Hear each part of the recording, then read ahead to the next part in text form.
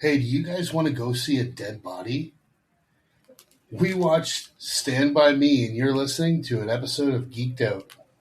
Popcorn in our hands, ready for the show. From the classics to the blockbusters, we're always in the know. Throwing references like confetti, we keep it real. Geeked Out Podcast, we make you feel. We're the critics you can trust. Hey, everybody, welcome to another episode of Geeked Out. My name is Kyle. And I'm Juan. And no, I don't want to go see a dead body. I I'm can't good. I can't say I blame you. Good on that butt. Yeah. Before we get into today's episode, I just wanted to go over a few things for our listeners. First off, on behalf of Juan and I, we'd like to wish everybody a Happy New Year and apologize to our listeners for this being our first episode back after the holidays. We were scheduled to record last week. I was just a little bit under the weather, and unfortunately, we were unable to record. Yeah. Don't blame me. Don't blame me. No, that was all on me. And nothing to do with this. That being said, starting into this new year, we've got some really exciting things on the horizon that Juan and I have discussed that I think we're going to wait a little bit before we announce that, but it's something that Juan brought up as a suggestion, and I thought it was a really good idea, and I think it would be a lot of fun for us to get into that. That'll probably start a couple months from now. But Yeah, especially with all the hype that's around this particular thing that we're going to be basing our reviews around. Exactly.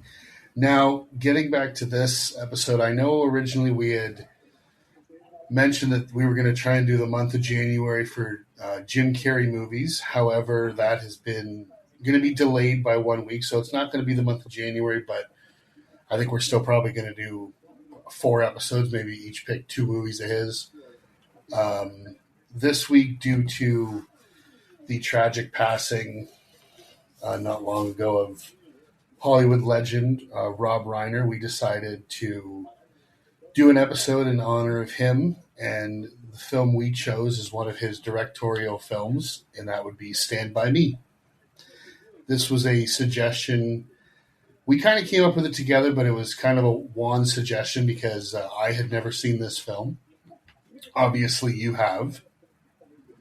Yes, I have. So what, of all the movies that we had discussed that we could have done for him, what made you pick this one? Because some of the other ones I know we had discussed we could have done. I think it was When Harry Met Sally. There was Princess Bride. There was a bunch of different movies that Rob Reiner had done. What made you think this was a good idea for us to do?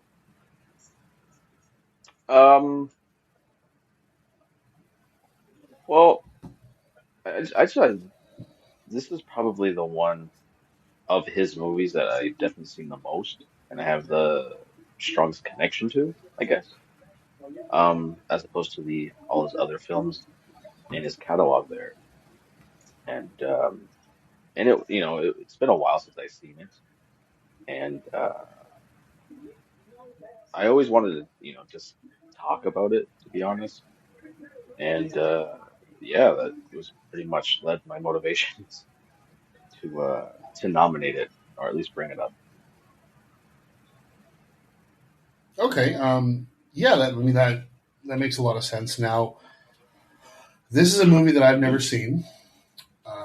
I've heard about it for God knows how long, about how great of a movie it is, how impactful it is, all that other stuff.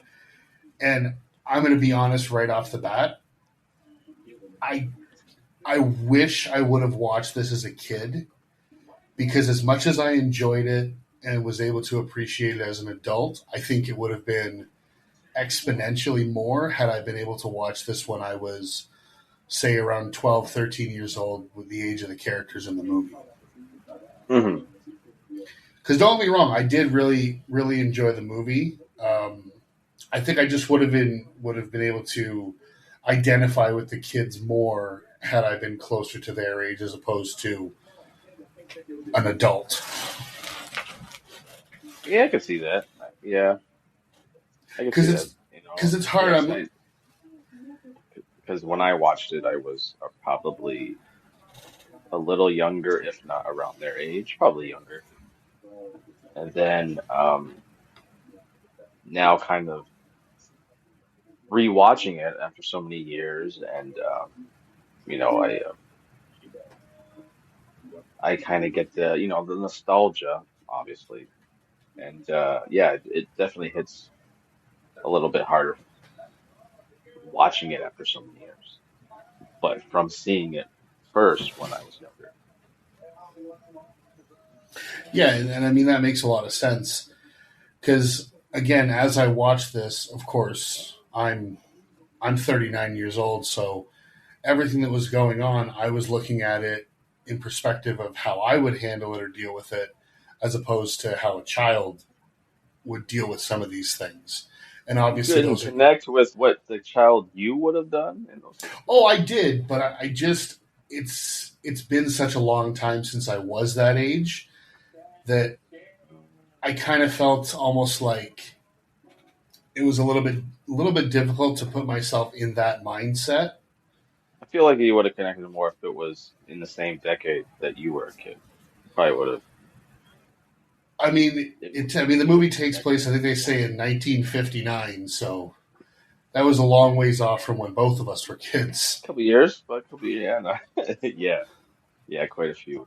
But this movie is a coming of age story about a group of good friends, and that core element there can that spans across every decade. I mean, I mean, but this to describe this as a coming of age story, I think this might be like one of the quintessential coming of age stories for especially for young boys. yeah, absolutely, 100%. Yeah, it's and you could tell like the direction, the writing, they all nailed it when it comes to telling a story of these kids, like, but nailing the little nuances of being a kid. Yeah, I I did think, find that was done very well mhm. in this movie. So, I mean, why don't we get into it? So, as we said, the movie we are doing is Stand by Me. This was originally released August 22nd of 1986, about a week and a half before I was born. Damn. It had a budget of $8 million and it had a box office return of 53.5 million. It currently sits at 8.1 out of 10 on IMDb. The tomato meter on Rotten Tomatoes, the critics have it at 92%, and the popcorn meter of the fans is at 94. So this was a very well received movie by both critics and audiences alike. And that makes sense because I feel like this movie is very relatable in the sense of, the kids. I feel like each kid, there's some aspect of those kids that you could relate to, either, the, depending on how big or small, because some of these kids got a lot going on. And They really do. And I mean, I yeah, also think that growing up, we probably all knew kids who were either like one of them or had characteristics similar to at yeah, least some of the characters in the movie, or we ourselves were like one of them. exactly. Um, as Definitely. we as we said, the movie was directed by the late Rob Reiner. It was written by Reynold Gideon and Bruce Evans, based on the novella *The Body* by Stephen King. The I movie would like to know, stars. oh, sorry, go ahead. No, go ahead. I'd like to know how close the novel is to the writing of or the story being told in the movie, Because you know how Well, a lot of people they take the story and make their own thing, especially Stephen King's work. I will say this. So, in the lead up to doing this movie, I knew that that it was based on Stephen King's novella, and I tried to get my hands on that short story, that novella, whatever you want to call it, so that I could read it. I couldn't get my hands on it. I don't Oh know no. why, but I tried. I tried to go to the library, and unfortunately, it was taken out. I requested Oh, it. I requested it when it came back, and I never heard back. So unfortunately, I was unable to actually read it. However, it's funny you say that because now let's take this with a grain of salt because it is the IMDb trivia. So it was it not says, accurate as that? well, I mean, you never know, but it says Yeah, after yeah. director Rob Reiner screened the movie for Stephen King, he noticed that Stephen King was visibly shaking and wasn't speaking.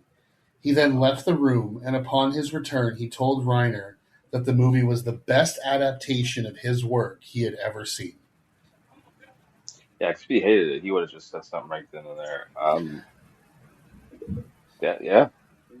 So I again, mean, I was unable to read the book. I don't know how close it is, but obviously, if that piece of trivia is true, that's a pretty ringing endorsement for the author of the story to say that it's the best adaptation he's ever had of that his means work.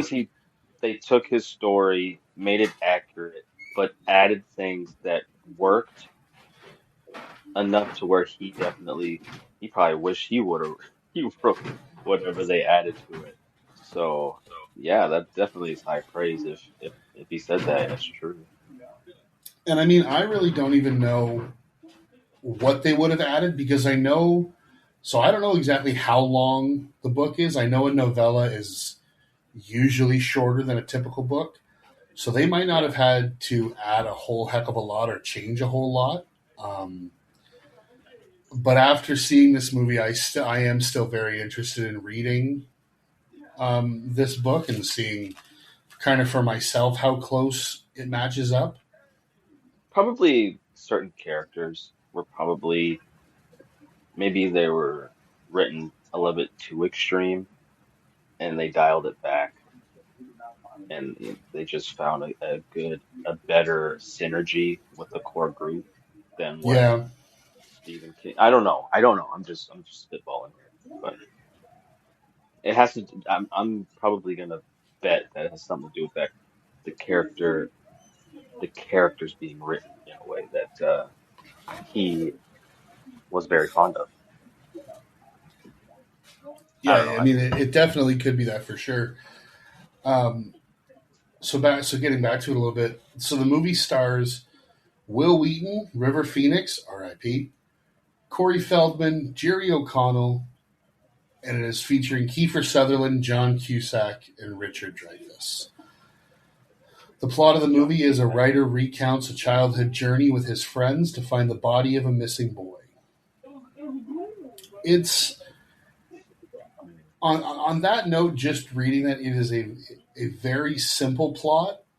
However, when you Yeah, it's actually very start when you actually very watch the straightforward. movie and delve into it, there's a lot of deeper levels to it. So Yeah, it's a journey. It's a movie about his going on a journey, but it's the journey themselves or the journey itself that paints a crazy tapestry of things that happen.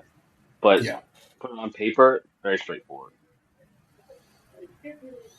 yeah, I didn't expect. So when the movie starts and you get Richard Dreyfuss as an adult, and the movie kind of shows a newspaper that says somebody was stabbed or whatever. I didn't realize that Richard. Number one, I You didn't don't know realize that's Richard a Dreyfuss was in this, and yeah, I was like, that's got to be somebody, but it never really it doesn't hit you till connected. no. It hits you I, when you rewatch it because you're like, oh shit. well, But actually, the I first think time, I think I was about 15 minutes into the movie, and I heard River Phoenix's character's name, Chris Chambers, and I went, why does that sound so familiar? And I was like, I got to double check this, and I rewound it to the beginning, and sure enough, Ah, you cheated.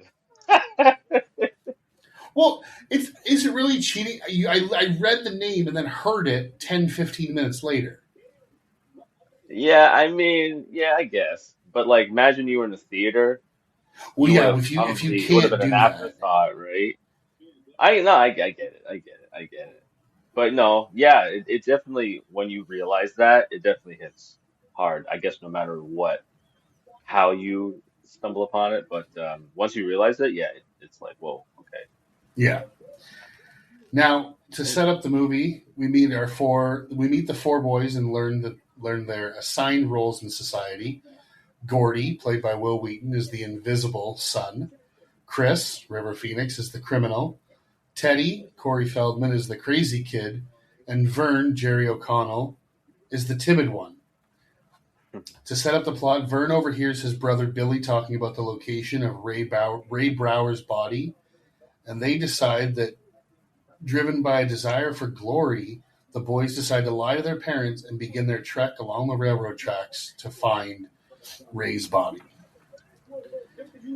Now, going into this movie, like I said to you before, I knew nothing about it. I literally knew something about the kids were going to go see a dead body, and there was a train involved. That's literally all I knew about this movie.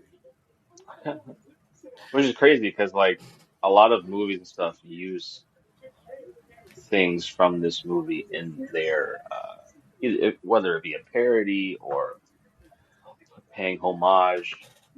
A lot of things, some of the things that the more iconic scenes in this movie have shown up in different like scenes in movies and TV shows.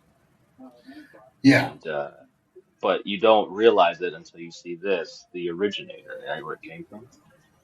there is something near the end of the movie that I'm going to bring up later that kind of popped up in my head from something that's been fairly recent that I'm going to bring up. But for now, we'll just start at All the right. beginning.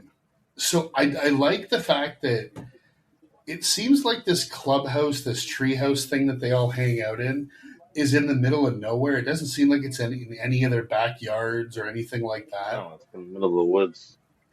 But it's a really cool hangout. Like, Oh yeah, that's like a kid's dream, right? Like, or at least an ideal 12-year-old kid hangout treehouse, right? I mean, growing up, none of my buddies had tree houses or clubhouses or anything like that. However, I will No. say that a good friend of mine, his family lived at the end of a cul-de-sac, and there was like a wooded area right off the street. So we spent a lot of our time in those woods, and we would find just random things and build whatever our own little makeshift lean-tos or clubhouses or Okay, yeah, but yeah. we never had anything like what you would see in a movie, like a tree house made with like 2x4s and things like that. Yeah, Ours were all just very, it's very makeshift. yeah. Yeah.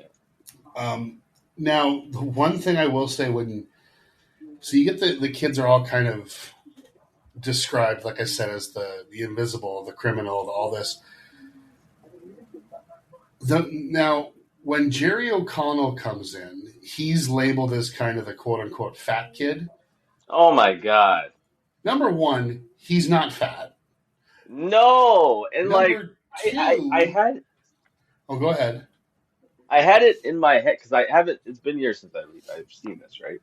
So like when I watched this as a kid, and they all mentioned that he was fat, it made me believe that he was fatter than he really is in the movie. And then I rewatch it now, I'm like, he is a little like not a little chubby, but he's at the age where he's growing, right? And we all He's know not. that He's he's up into a trust very me. handsome man.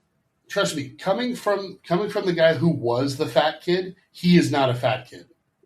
But this is in the context of 1959. So if you weren't, I if you had that guess, body type, you would be labeled as fat because there weren't a lot of those types back then.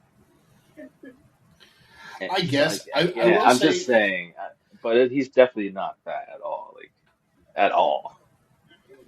but what I did notice immediately is the from the very first second we see Jerry O'Connell, he's just playing Chunk from the Goonies a year earlier.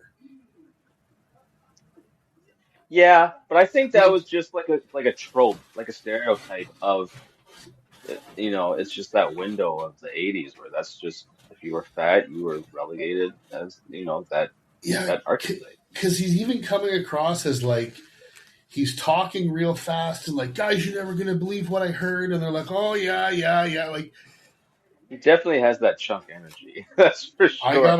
I got a lot of Chunk vibes.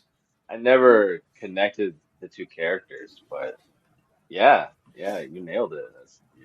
Now, You're see not wrong. that it's weird because when I talk about something like that, like the Goonies, which also stars Corey Feldman as well, that was the kids' quote unquote coming of age growing up movie that I saw from the '80s. It wasn't this one. Yes. And I think, being a kid of the 80s and 90s, there are a number of coming of age stories just told at different periods or stages or aspects. Because The Sandlot is a coming of age story, or The Mighty Ducks, you know what I mean? But it's just, Or the movie that says "Aya" every 30 seconds. right? And it's just a certain aspect of a kid's life that's being showcased that is a coming of age story, right? And that was just one of them. But yeah, Yeah. The Goonies is definitely another quintessential coming of age story. The 80s, one of my personal favorites for sure.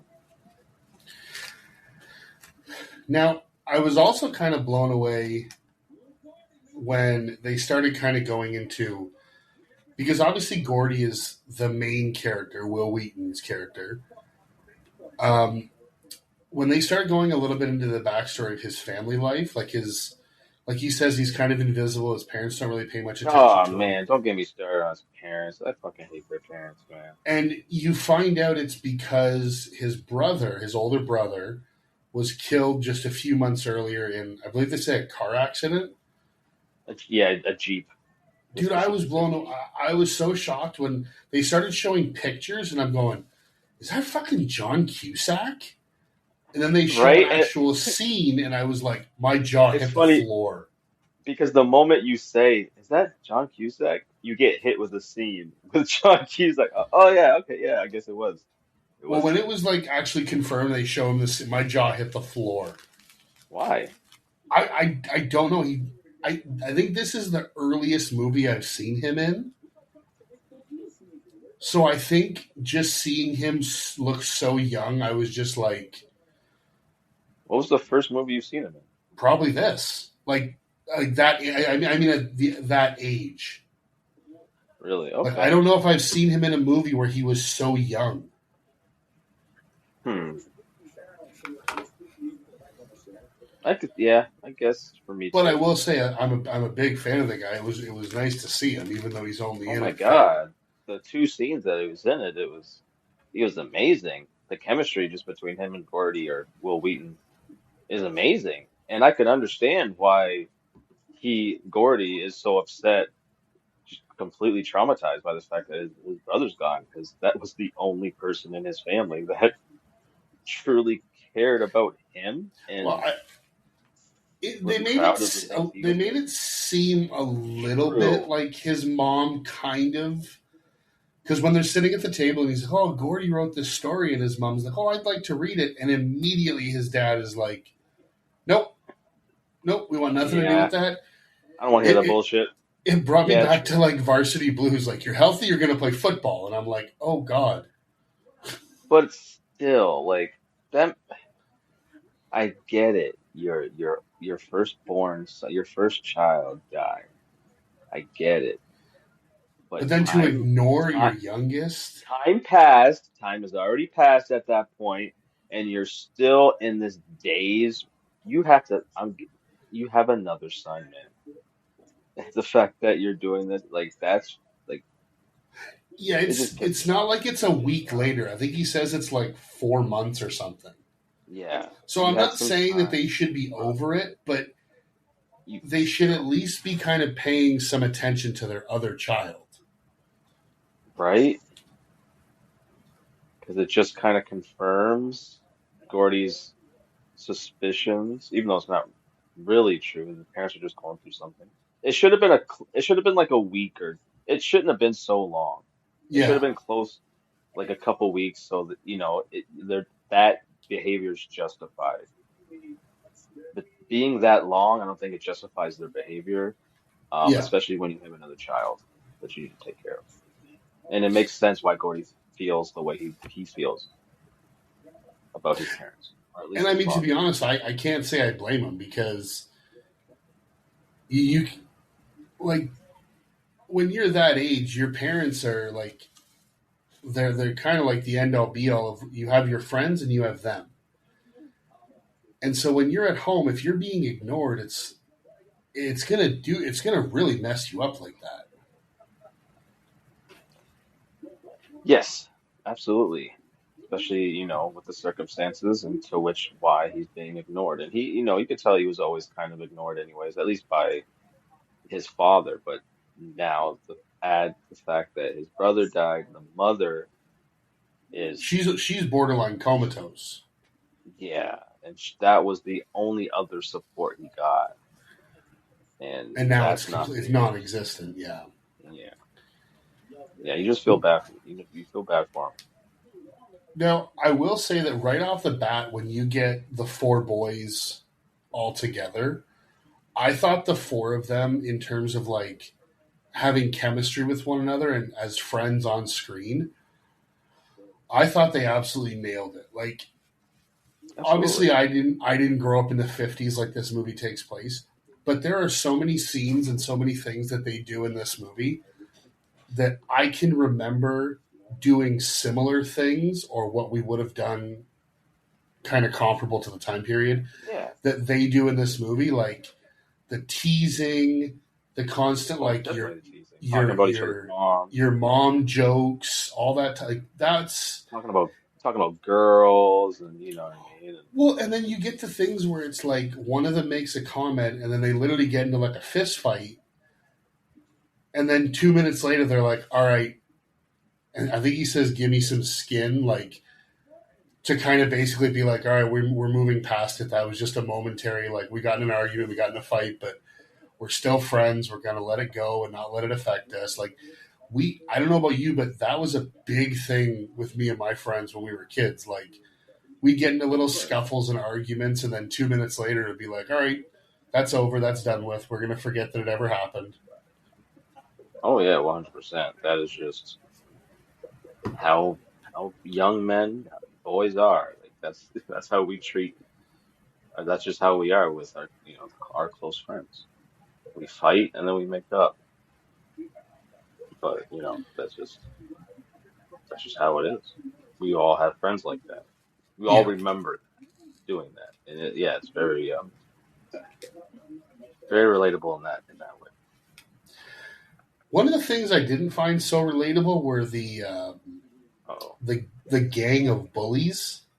oh well, it's it's one. Okay, if you were to name common, because Stephen King has written probably, I don't know, 1,000 books, but he has these tropes that are in almost every single one of these stories that he writes, and the over the top childhood bullies is one of them. The stable. It's in most of his popular stories. And all these, every time the bullies are just borderline psychopaths.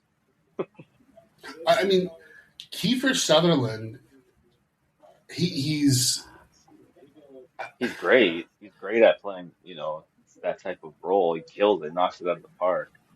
You could tell there's a couple standout actors in this movie, and he's definitely one of them. yeah, I thought so too. It's just the way he behaves. It's like He's it he's was got a death honestly wish, right? doesn't care about honestly, religion. the first thing I thought of when he started acting, like doing his like bullying, and especially when he throws Chris to the ground and he's like threatening to burn him with a cigarette. I was like, yeah, I can see how you played racist in A Time to Kill 10 years later. Right? Like just Or even that overbearing like bully, like exactly that. Like he did it or so well and so convincingly. a leader of a cult of vampires, Oh, the Lost Boys, yeah. which I don't know if it was before. I think it was before this movie. After. I'm assuming it had to be right around because that's the exact hair that he has. It's the same look. Yeah, I was like, he just walk off set, and then is it shot on the same lot? Did he So just go to the that Lost set Boys next was the set? was the next year in '87. Oh, okay, okay, that would make sense because he looked like he's almost in his Lost Boy mode Yeah, already, and just playing that character. yeah. I just pulled up the picture of him from Lost Boys. It's the exact same look. The hair just got a little more mullety. You can make a. I'm sure there's a fan theory where that's the same character. Oh, 100%. So, okay. I want to do so if your friends when you were 12, now try and think of yourself as a 12-year-old. If one of your friends had come up to you and brought something like this to you, like, hey man, we're going to lie to our parents and we're going to go on this like 2-day adventure and we're going to go see a dead body. What are you saying to Personally, I'm saying no. that? Fuck no, huh? Nah, I'm good, man. Nah. But they had a reason why they were going to go see the dead body. It wasn't just to go see the dead body. It's to claim, the fame that comes from being the people that discover the dead body. So I think that was a driving motivation for the majority, like most, all of them, right? And the bullies' motivation too. Once The they fame, yeah. find out, so. So I think But still, no, I'm not doing that. I'm not going to yeah, I see a don't dead think body. I don't think I'd be doing No, that at 12 years old. But right? the way I was watching it is, I think that so they make it sound like that they want to do this because, like you say, they're going to get fame, they're going to get notoriety, they're going to be looked at as heroes. The names in the paper. Yeah, I mean, back then that was huge. Yeah, yeah, yeah. But what I think each of the four boys, and it's never really said, but I think they all have their own underlying reason for wanting to do this. And I think a lot of it stems back to their fathers, specifically because there's a scene in the movie where they talk about, they all kind of start unpacking these things about their dads. Like Corey Feldman's dad, they say, I think at one point someone says he's in a loony bin, Yeah, it's a but junkyard guy. yeah, it sounds like his dad was kind of like a war veteran and has some PTSD and just kind of couldn't Was he couldn't. though? Like, I don't know. I'm just going by that. That's kind of what you're kind of told because they just kind of say that his dad was a bad guy, and then Teddy's going to end up being a bad guy because of his dad. Like Yeah, just because, him, his brothers. Are you talking about, who are you talking about? Talking about, Corey Feldman, oh, okay, sorry. and then the other one Um, is Chris, who everyone thinks is a criminal. So it's yeah, like because his he brothers wants to do are, it. It's like he wants to do it to show I'm not what you guys think I am.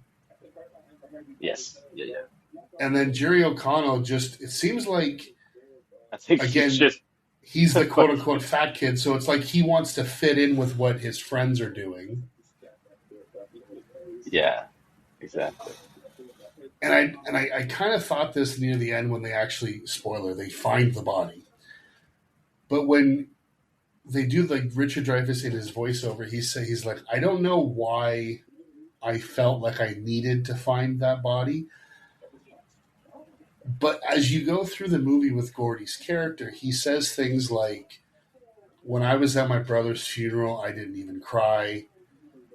I did." It's almost like he hasn't completely dealt with the loss of his brother, and it's like going on this journey to find this body is Almost like closure. therapeutic and cathartic for him because it gives him that closure of losing his brother, and it's almost like he's putting his brother's he's almost like projecting his brother onto this kid, and it's him going to find his brother as opposed to just this random dead body. Mm-hmm. I think that was the main thing for him. Yeah. I don't think I would have picked up on any of this had I watched it as a kid.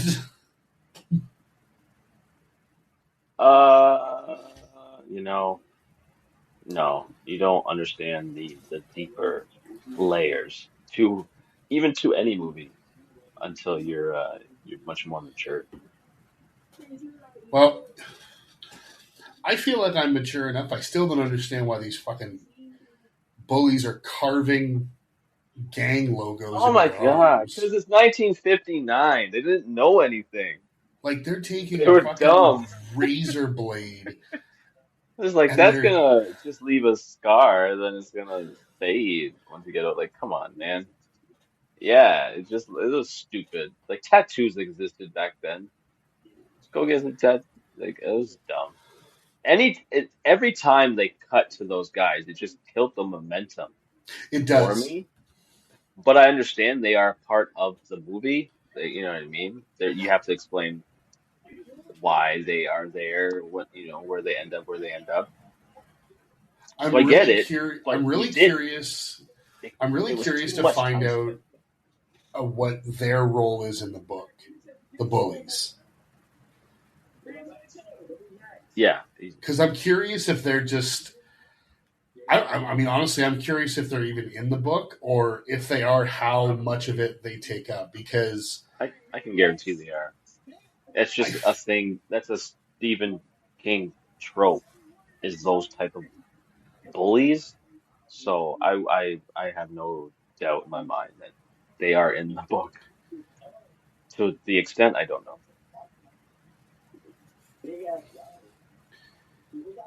But apparently Stephen King, uh, whatever they did with the bullies, it didn't bother Stephen King, so it had to be somewhat accurate. yeah. So, on the boys' journey, they face many external threats, such as the owner of the junkyard, as well as his dog. There's the terrifying train dodge on the bridge. Yeah, but man, man, watching it as older, I have some questions, man, about that Go on. train. Well, I mean, there's clearly a shot of the train close up, and you see the conductors and shit. Like you see the people driving the train. Mhm. They didn't, and they saw boys running on the train track on a bridge. They couldn't get. Why aren't they didn't- hitting the brakes? Why aren't they slowing down? Why didn't they make sure the kids were okay when they clearly saw two kids jump off the edge of the bridge? There's no slowing down. They just didn't get fucked. They're like, care less. Yeah, I don't get that either. And I mean, I will say that if I was in that position, if I was those boys, and I got to that bridge, and it was like because the way You they would've frame ran. it, well, the way they Would've frame it is behind them. It's a bend, so they're not going to see the train coming from a considerable distance. Which, okay, fine, I accept that. If I got to that spot on the bridge and I turned around and there was no train, I understand that there are gaps in these planks of wood. I am still doing. I might not sprint, but I'm at least going to cross it at a jog. Just I'm in not- case. I'm not just lollygagging and slowly walking. You're not going on all fours. No, I'm not crawling like fucking Vern. Yeah. But I will No, say you're when you do see that train, it they build fucking that heart. tension. They build it that Heart tension beating very well. fast. As soon as he yells train, your heart's going. As soon as you see the smoke of the train, Yeah, your heart's going. I was And gonna then say it's the that's like, smoke over the trees. yeah. And then him screaming it. Then you realize the severity, and Well, you're and you're you're in it. You're yelling. You're screaming. you get You know. Chris and Teddy. I keep wanting to call him Mouth from the Goonies, but you get those two who clear the end of the tracks easily, and they jump off. I'm like, you two were like 150 feet ahead of your buddies. And now you just have to sit there and watch and just hope that they can get off of there in time. Yeah. Like, and also, if I was Will Wheaton, I would not be bringing up the rear behind Vern, who is crawling at a snail's pace. I'd be kicking him in the ass, going, get up or get out of the way. Right? Especially when you know you're like the slowest runner, or at least a slow runner. You Yeah, got absolutely dusted in a race, not either before or after that scene. I'm not too sure, but definitely, I think it was it was before. before because it was at the junkyard. Yeah, yeah, yeah. So you know this motherfucker's slow as hell in a race, or even just running. So why you in the back, man? I would have been first. I mean, like I said, I certainly wouldn't be walking across this thing. I would have done it at minimum at a jog. Just because I'd be like, I don't want to be taking any chances here. Exactly. So Yeah. not only are they forced to face these external threats, however, both Chris and Gordy share some of their internal fears. Chris breaks down over the realization that no one will ever let him be anything more than a thief because of his family name. Very And effective. Gordy just kind of explains like he's not as you say, he's invisible. He doesn't. And Chris keeps saying to him like you have these talents. You're a good writer, and he just keeps saying no. It's stupid. It's not for me. It's not. And you really get the sense of, because they say they're going to be starting middle school soon, and they're worried that Gordy is smarter than the other three, and that he's going to be taking these advanced classes, and therefore he's not going to be able to have time for his other friends who, as Yeah. Chris says, are going to be taking shop with all the other R words, which I'm not going to say. Yeah. Yeah, man. That's a very deep conversation for a couple of 12-year-olds, I think. Yeah, absolutely. And with my rewatch, you realize like as much as the connection as the core group has, it's the connection between Gordy and is it Chris Chambers. Yeah, 100%. Um, it's those two and their scenes together that just it's just incredible just seeing yeah, it's definitely these kids and these conversations are very, very deep. Very, very deep, like you mentioned. But it makes sense that these two are having it, and it just shows you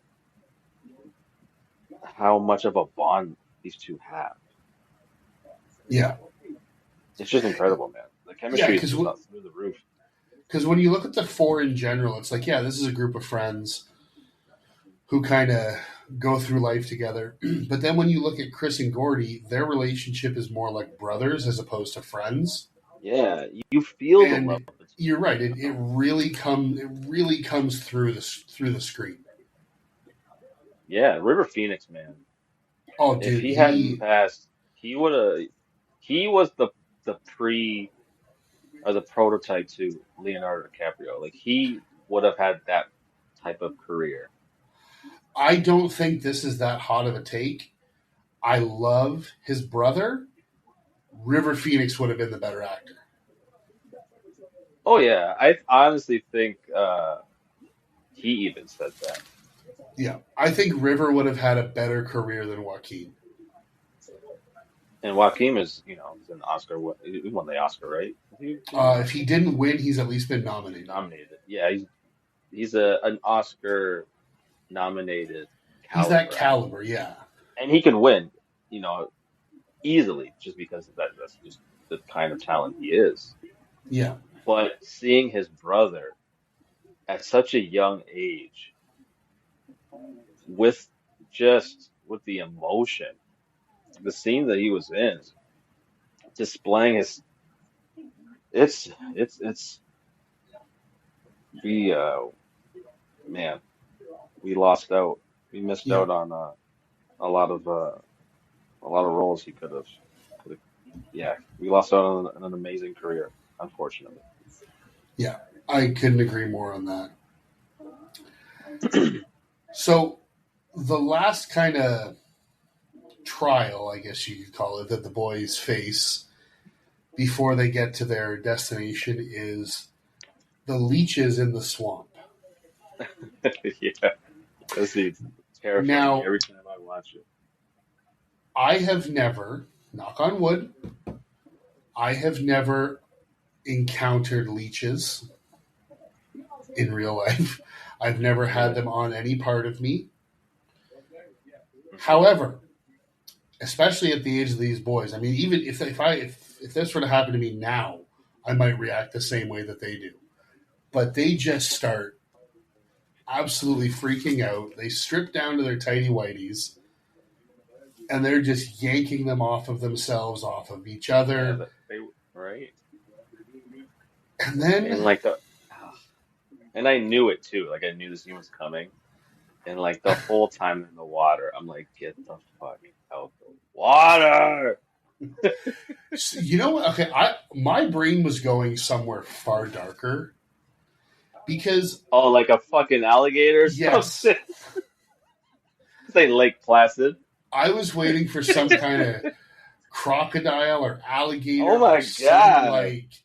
because I Oh, don't know what it is wrong about, Stephen King movie. but I don't know what it Say is. it. So when I said there are very few things I knew about this movie, as I said, I knew they were going to see a body. I knew there was a train, and I could have swore that I had heard or somebody told me that one of the four boys died in the movie. Oh my God. So I was assuming I was always waiting for that One of them one got thing eight. to. I was always waiting for that one thing to happen where one of them was going to die.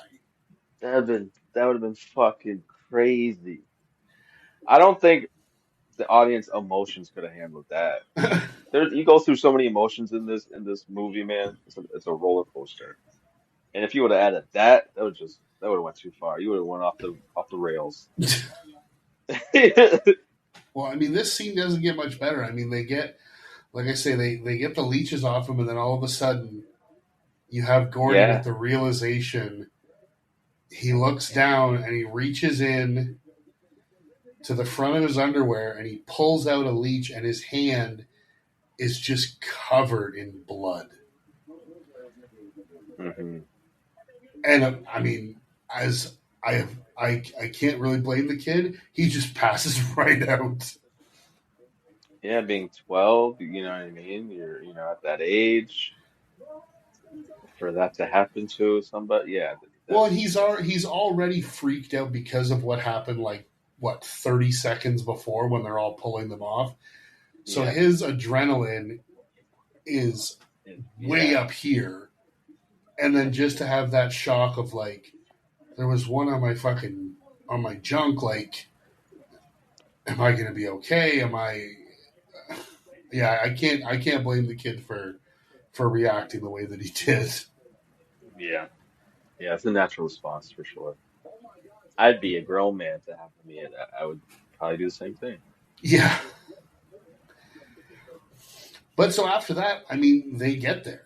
They find their way to the body, and when they get to the point where they're like, all right, we're pretty much I think we're in the area.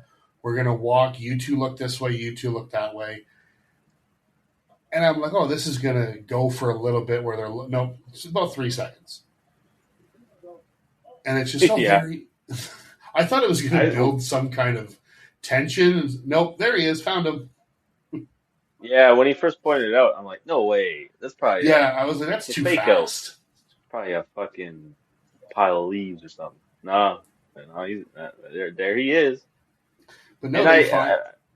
yeah, I realized that too. 'Cause, like, I checked the time. I was like, okay, yeah, okay, that makes sense. We're not too far away from the ending of this movie, so. Yeah, it's not a long movie. It's about an hour and a half, cut and dry. But it doesn't feel, I mean,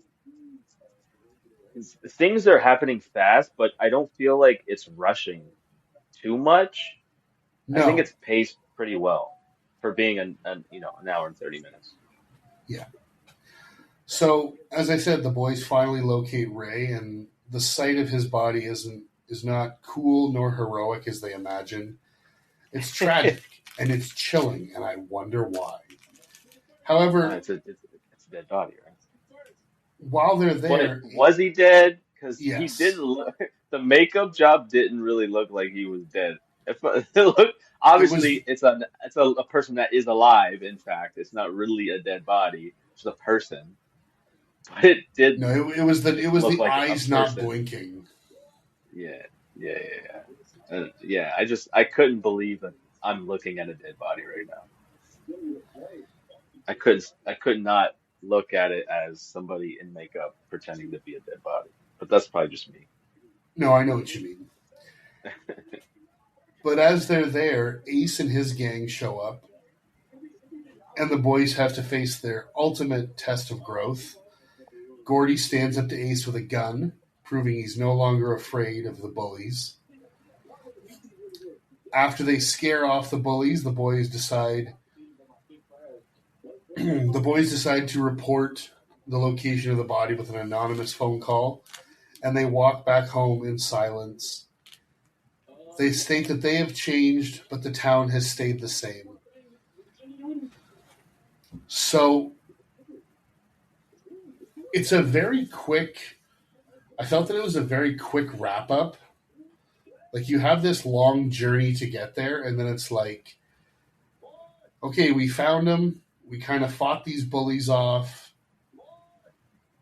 and now we're just gonna head home. Movie's over. Like we've Yeah, we've I find it I find it funny because there's a point in this movie where Gordy tells a story, and he tells the story, and he kind of he ends the story, and when he ends the story, his friends are kind of questioning him about the ending, and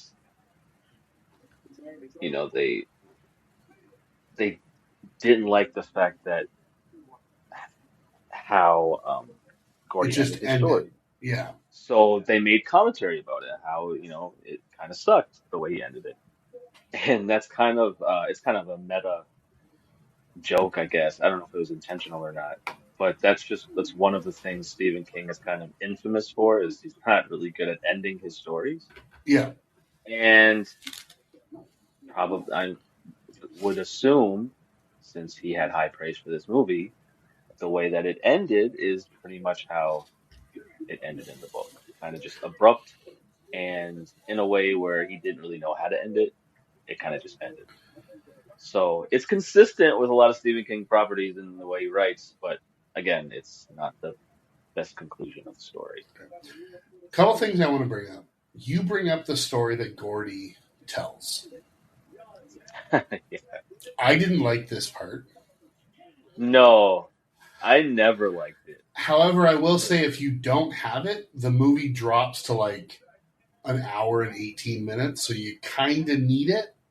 You do need it because the movie establishes that he's a good storyteller, and he's really good. So like Is they he kind though? of That hype story that kind of up. sucks.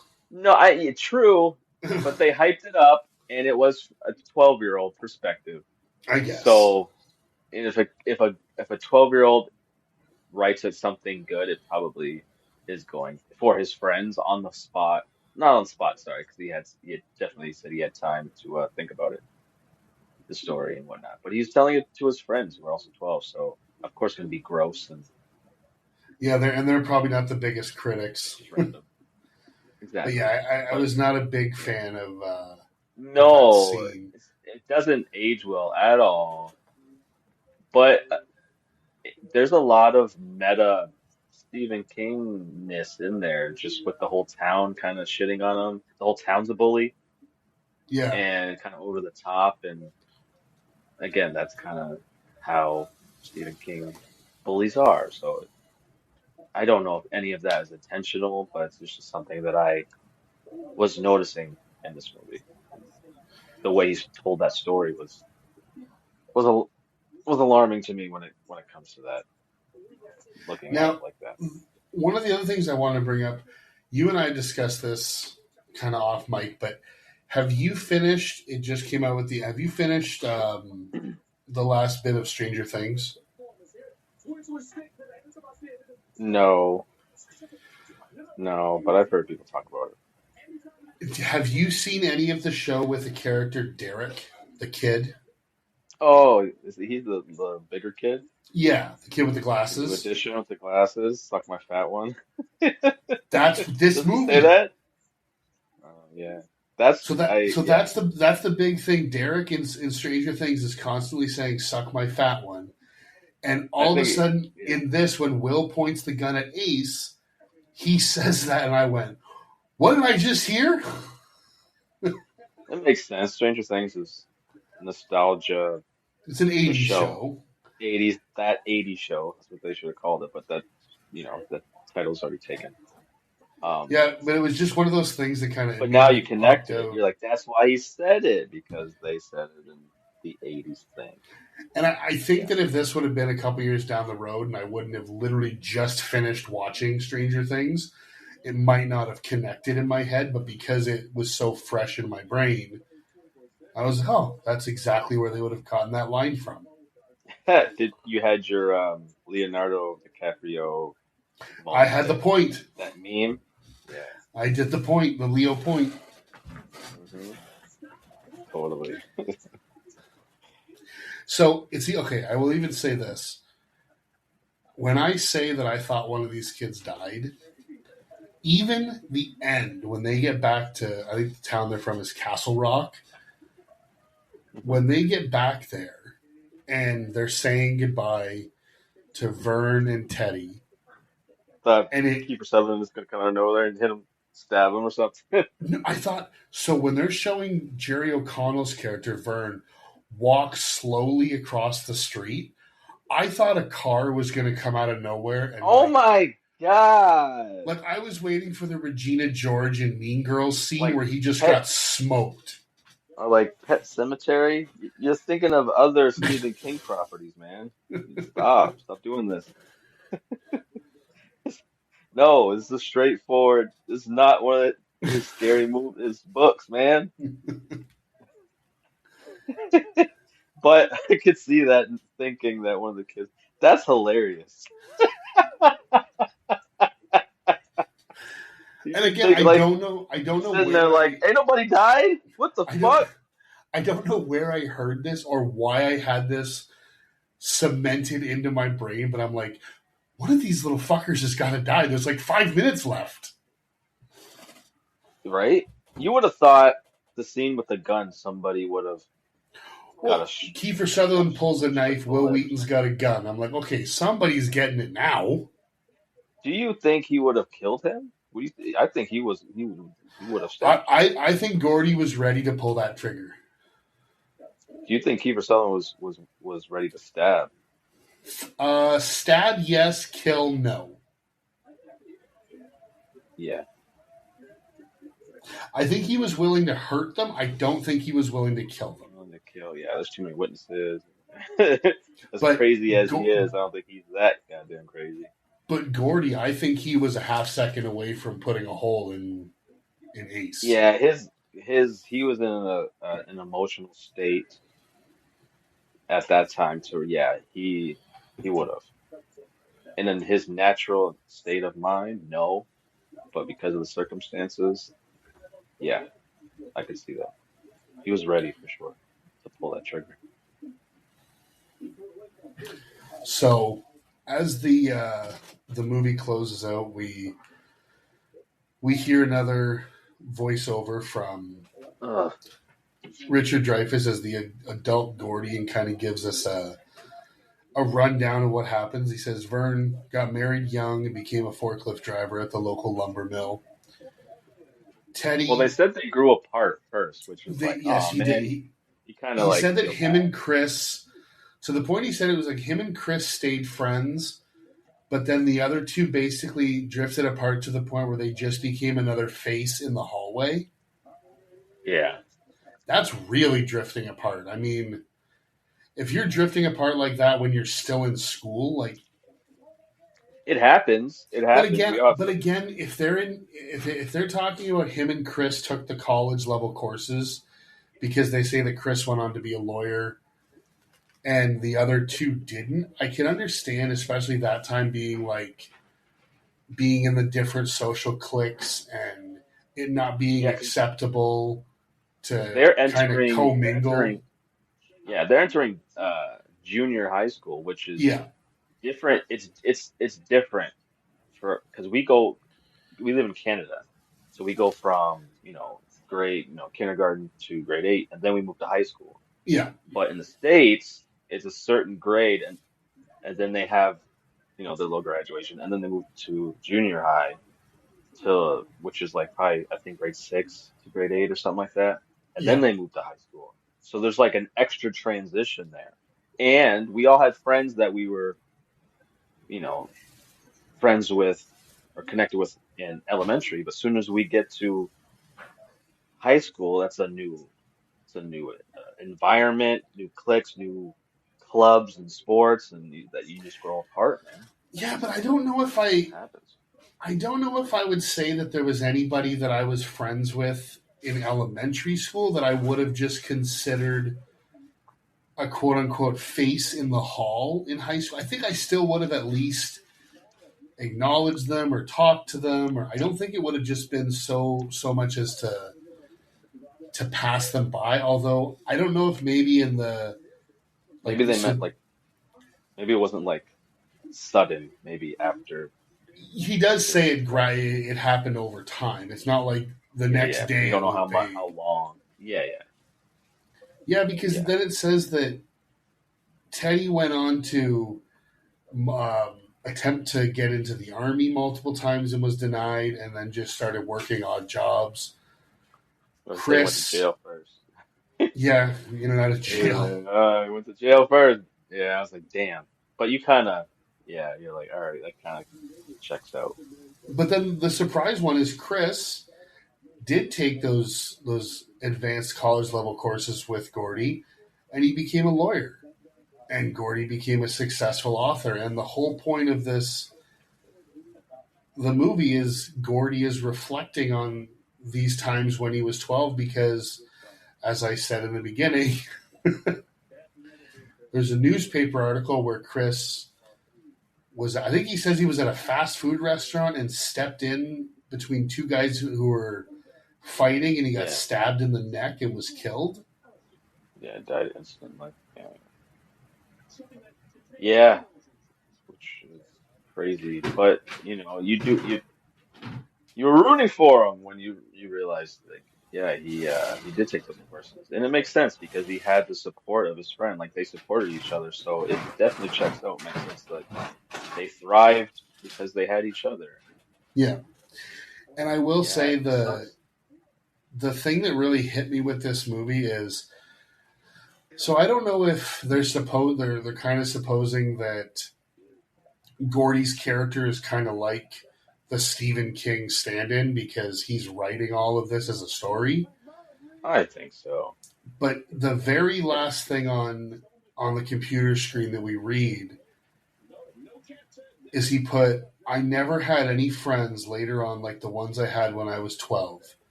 Jesus, does anyone? That, for some reason, that quote hit me because I think that's such a true thing to look back on how you are kind of with friends now, or even when you were like in high school or in your 20s. Think back to when you were 12. Like, your friends, especially if your life wasn't all online, your friends were your whole world. Yeah. Because we grew up in a time where we didn't have we had some technology, but nowhere near the level that kids nowadays have it. We were the generation. Our generation was outside. We were, like I say, running into the forest. We were playing on jungle gyms. We were riding our bikes all over town. Like, your core group of friends was your kind of end all be all. Exactly. And that quote at the end of the movie really hit me. Yeah, you definitely, just the way that he writes it, and at the end of that movie, he is reflecting, and you read that, and then you almost instantly start reflecting.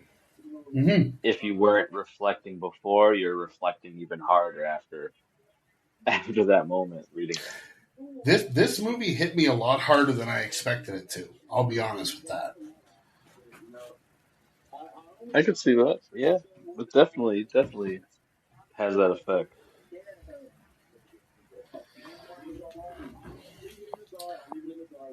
But yeah, that's the end of Stand By Me, unless there's anything else that you want to cover that we didn't Oh, quite yeah, get to.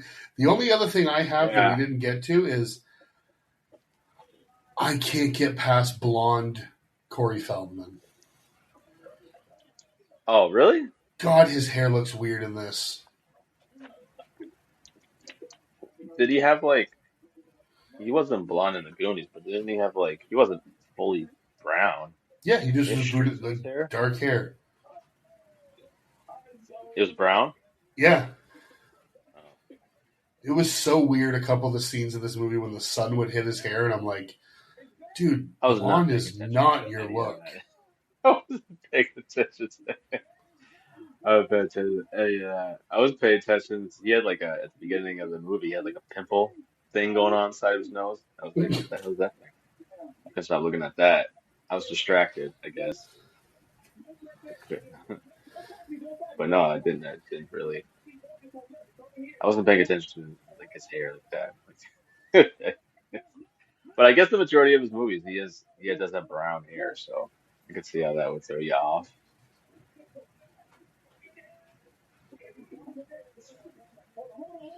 Yeah, so like I said, I really don't have anything else to go off of unless there's Oh, something. yeah. There's a scene where it's the one thing Gordy didn't tell his friends is he sees his deer, and his lone deer just walks up on him. And it's supposed to be like a very like touching, heartwarming, I guess, little moment there between these two individuals. Yeah, But knowing how dangerous deers are, it just added a certain context of like I felt I felt fearful of Gordy for a second. I was like, that deer will fuck you up, man. And then they kind of did a close up of the deer's face, and like I couldn't help but like be like pretending I was the deer, talking about you know like he could fuck you up right now, but oh he let him make it, he let him go, but he could. I seen too many deer attacks. yeah, Dangerous. So like I couldn't see that scene as being like a sweet heartfelt thing because deers are goddamn dangerous. And like the yeah. whole I time, mean, I've seen Tommy Boy. I know that. so I was just like, don't move. Gordy, do not move. Please, please, please, please, please, please. Well, then luckily So the yeah, train scares it away. yeah. If I was you, I probably would have thought this is the scene. This No, is I it. knew, but I knew Gordy couldn't die because I knew he's the narrator. Oh, it's true. That's true. Yeah. And then once I had spoiled it for myself and knew that Chris didn't die till he was an adult, I'm like, okay, it's either Jerry O'Connell or Corey Feldman. You would, yeah. My bet. Well, one of them probably, maybe would have. I don't know if he said he was gonna dodge it, but would he have? He was getting real close. Yeah, that was a really odd scene. It would have been. It would have made more sense maybe if it was towards like the middle of their journey or at Oh, some it was point right at the beginning. when they, are going through so many emotions and so many things that happened between them. I can I, understand that, but not at the very beginning. I will say that part though, when they're walking and they just look behind them and say they see the train, they get off the tracks. They say it so nonchalantly, like we would have said car while playing road hockey. Like he just turns around and just goes, train. And I'm Right? like, that's how we used to say car when we played hockey. Yeah, 'cause we had to say it. I don't know Car, move which the block nets. or street you lived on, say quite a few times, and after the 37th time, there's no enthusiasm anymore. You're just saying it. Car again. Okay. So, seeing as this was, you had kind of suggested this one, why don't you give we'll go into your final thoughts first. Yeah. I I love this movie. I watched it when I was young, so I connected with the story of these young men, and rewatching it, I had a better time with it be- because of the nostalgia factor. But even still, I think this movie, even if I watched it for the first time, I would still really really enjoy it. Um, yeah, man, the director he uh, he adapted Stephen King's novella the best you could ever possibly have like turned it into something. Like I think it's a master class in just direction and yeah, I give him all the praise for that. Um, it's very sentimental and it's raw and it's just a roller coaster of emotions and you understand or you see the reality of childhood friendship and you could tell everyone involved in this knew what it was like to be a kid and you could tell just by how the kids are just the way they interact with each other. It's very authentic. Um, the core four, um, the synergy, the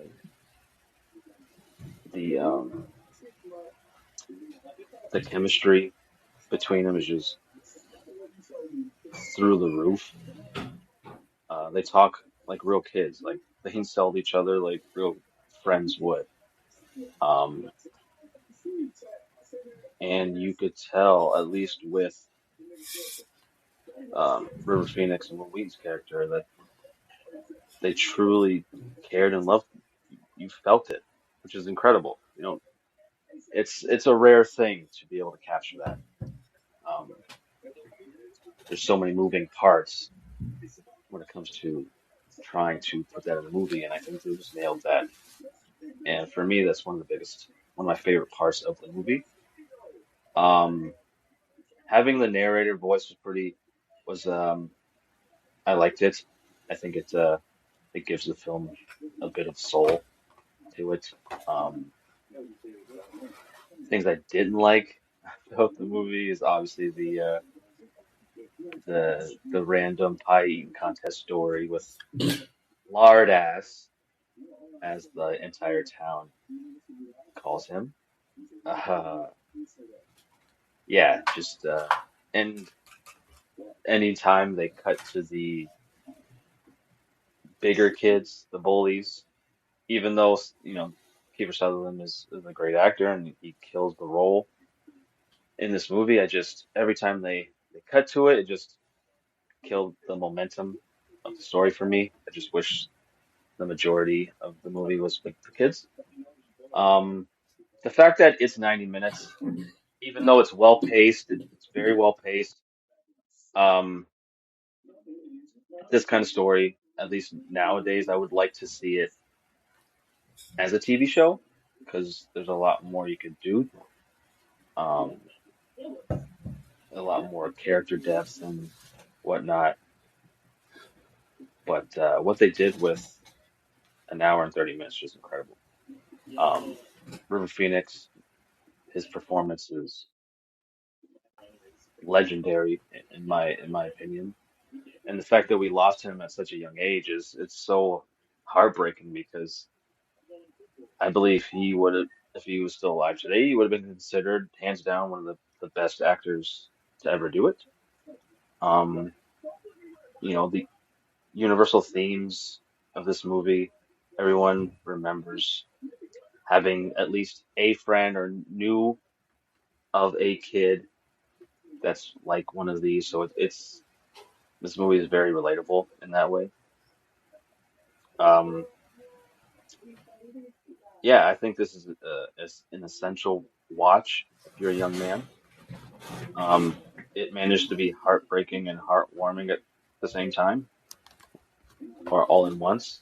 Um, you're going through so many emotions. You're laughing, you're crying, you're at the edge of your seat. Uh, to be able to do that is within 90 minutes is again it's a feat to say the least. Um, whether you grew up in the 50s, the 70s, the 60s, or even now, that feeling of like the last summer with like the core group of friends always is it's a bit universal. I highly recommend this. I think this is a must watch, and I give this movie a 9 out of 10. Yeah, I mean, you really hit the nail right on the head. I think this is it's a fantastic movie. It's kind of shocking to myself that it took me so long to actually watch it. That being Right? said, I'm really glad that I did because again, this movie affected me a lot more than I thought it would.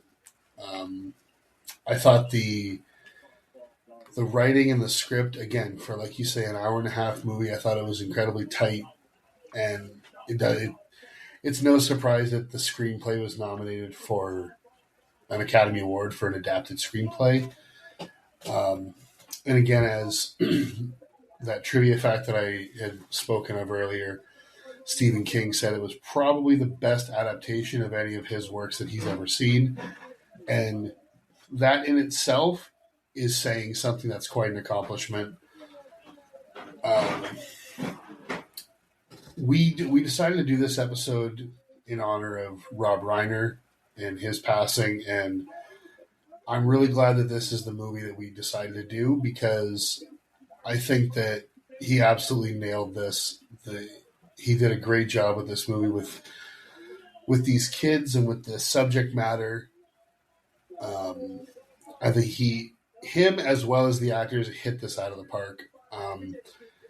Again, like you said, there's those kind of some of the scenes with the bullies and the not a dream sequence, but the story sequence of the pie eating contest. Not great, not the best parts of the movie, but we also discussed how they were kind of needed in a certain way. But Uh-huh. yeah, aside from that, I thought it was fantastic. The chemistry between the four boys, and especially as we said, Will Wheaton and River Phoenix was off the charts. And it is. It's. I think you said it best when you said it was both heartwarming and heartbreaking at the same time. I can't think of a better way to describe this movie, so I'm going to just leave it at that. And exactly how you said it. And yeah, I would agree with you. I would highly recommend this to anybody who hasn't seen it. I mean, I'd recommend it as a rewatch to somebody who has seen it. It's an hour and a half. You're in, you're out. It's a great movie. It's a very emotional journey to go on, and I was thoroughly impressed by it. I'm going to give this an 8.5 out of 10. So that being said, that will bring us to the end of this episode. So next, as we had discussed, or as I had mentioned earlier, we are going to go into some Jim Carrey movies. These will not be, I don't think, anyways, at least not right off the bat, will not be emotional movies in the same way that this was. So I'm going to pick. Well, it depends. It depends on the movie. There's some movies that There are. I Jim think Carrey was out. I think the way I'm looking at this is I'm probably gonna go one comedy, one kind of serious side. Hmm. I've been kind of flip flopping as to which. I didn't know which one I wanted to do, but I know my two. well, I don't know if I'm gonna take one from you right now. Better not. But I will say if I take yours, well, That's we all can right. figure that out later. I can't pick a Jim Carrey movie for our first Jim Carrey movie and not start in his amazingly accomplished year of 1994. We are going to take the Shaggin' Wagon to Aspen, and we're going to watch Dumb and Dumber. I could have sworn it was. You seem like an Ace Ventura guy. Dude, that was what I was flip flopping with. I was like, yeah. I would have put my money on Ace. I mean, if you want to start with Ace, and then we do. It doesn't No, matter, Dumb and Dumber's guys. great. I love Dumb and Dumber. I was just expecting you to say Ace Ventura Dude, for some reason. I don't know. even while discussing this episode, like this movie with you, in my head, I was flipping back and forth. I'm like, I was which getting way do ready I for it. go? Yeah. No, I mean, I mean, Dumb and Dumber to me is one of my top 5 comedies of all time, and I have a feeling that a lot of what the episode is going to be is just a bunch of quotes. quotes and like describing how the movie, something like this could never be done again, and certain I don't things think in it's this so much that movie. it. I don't think it's so much that it can't be done. I just think that it's something that can never be accomplished. True, because there's certain movies that can't be done or rebooted or sequelized without Jim Carrey because it's him And that we made found it. out even with Jim Carrey, sometimes it doesn't work. I mean, when you wait a couple decades, yeah, but if you give him the right motivation and the right, I guess, writing in a way, or because he brought it in other roles after, you know, um, all thought he was done with being funny. Yep. So it's there. It's just, I guess he just needs the right vehicle to bring it out. I guess now, I guess. I don't know. And I mean, I couldn't think. Again, I was flip flopping real hard right up until that movie name came out of my mouth. Yeah, it was a coin toss, eh? I love both of them. I just Dumb and Dumber is really what kind of put Yeah, him on the because map, I think. it's not just his performance; it's the duo, right? Yes. I mean, people they sleep on, Daniel. What's his? I know Daniels. Jeff Daniels, he's Jeff fantastic. Daniels. Jeff Daniels. Yeah, man. It's just that pairing of those two. It just yeah, they they the chemistry between those two idiots is it's perfect, man. Yeah, so we would like to have you guys join us for our next episode. As you hear, it's going to be Dumb and Dumber. And until next time, we would like to thank you guys for listening. Thank you for subscribing, and we will see you next time. Take it easy. Peace.